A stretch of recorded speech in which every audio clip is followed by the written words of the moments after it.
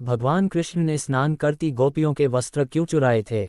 जैसा कि हम सब जानते हैं कि भगवान विष्णु ने कृष्ण अवतार में सबसे ज्यादा लीलाएं की, तभी हम सभी भगवान कृष्ण को लीलाधर के नाम से जानते हैं।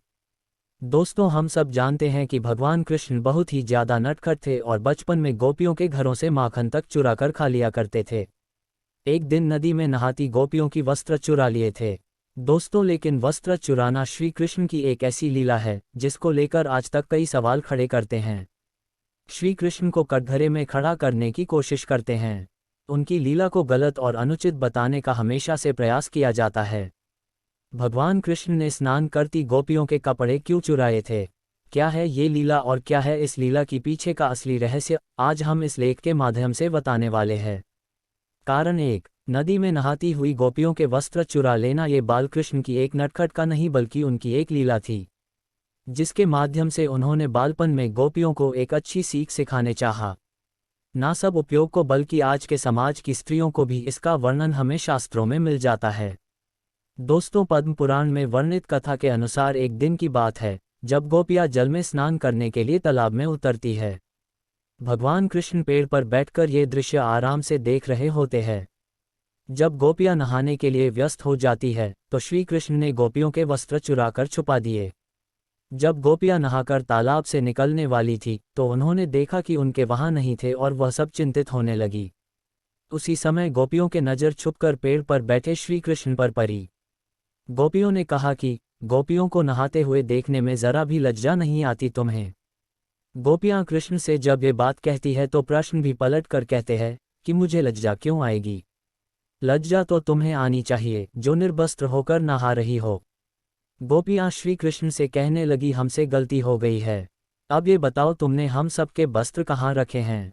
पहले तो कृष्ण गोपियों को मना कर देते हैं, किंतु उनके बार बार अनुरोध करने पर, हाथ जोड़ने पर कृष्ण बता देते कि उनके वस्त्र इसी वृक्ष पर है, पानी से निकल कर आओ और इन्हें ले जाओ। तब गोपियां जल से बाहर नहीं आती और कृष्ण से कहती है कि हम जल से बाहर नहीं आ सकती, हम निर्वस्त्र हैं। हम सभी तो बिना कपड़ों के जल से बाहर क्या जल से ऊपर भी नहीं कर सकती।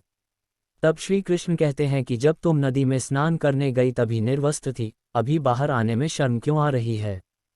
तब गोपियां कहने लगी, जब नदी में स्नान करने आए तब उस समय कोई नहीं था। ये सुनकर कृष्ण कहते हैं कि तुमने ये कैसे सोच लिया कि यहाँ पर कोई नहीं था, क्योंकि मैं तो हर पल हर जगह मौजूद होता हूँ और हाँ, उस समय मेरे अलावा आसमान में उड़ते पक्षियों और अन्य पशु ने भी तुम्हें निर्वस्त्र देखा है।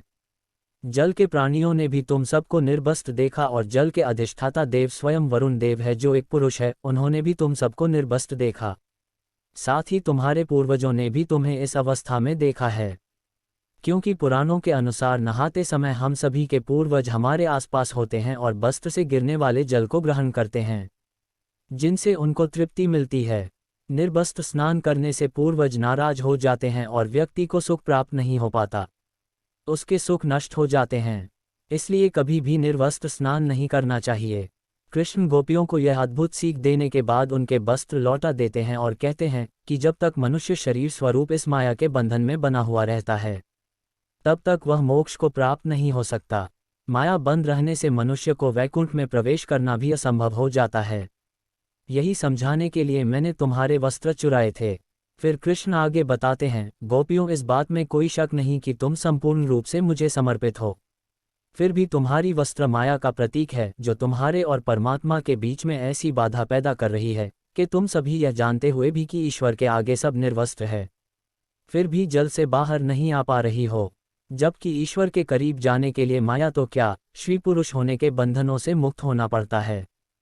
कारण 2, दोस्तों, एक और कारण है जिसके कारण श्री कृष्ण वस्त्र हरण लीला की थी, पर यह इतना रहस्य है कि इसे केवल वही समझ सकते हैं जिनके दिल में माया नहीं है, सिर्फ श्री कृष्ण के लिए प्रेम रहता है।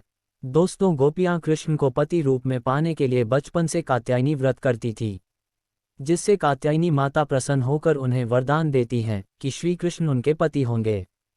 हमें जानते हैं कि निर्वस्त्र केवल अपने पति के सामने जा सकती है, यानी श्री कृष्ण लीला गोपियों को ये संदेश दे दिया कि वही उनके पति है और गोपियों के कात्यायनी व्रत का फल उन्हें मिल चुका है। उनका व्रत सफल रहा, अब गोपियों की आत्मा पर केवल और केवल कृष्ण का अधिकार है। अंत में पाठकों, अब तो आप समझ ही गए होंगे कि श्री कृष्ण का ये हास परिहास गोपियों के प्रति उनके अगाध प्रेम भाव को प्रकट करता है। तो दर्शकों, उम्मीद करता हूं कि आपको हमारी यह जानकारी पसंद आई होगी। अगर पसंद आई हो तो ज़्यादा से ज़्यादा शेयर करें। तो दोस्तों, आज के इस वीडियो को यहीं पर समाप्त करते हैं और मिलते हैं अगले वीडियो में। धन्यवाद।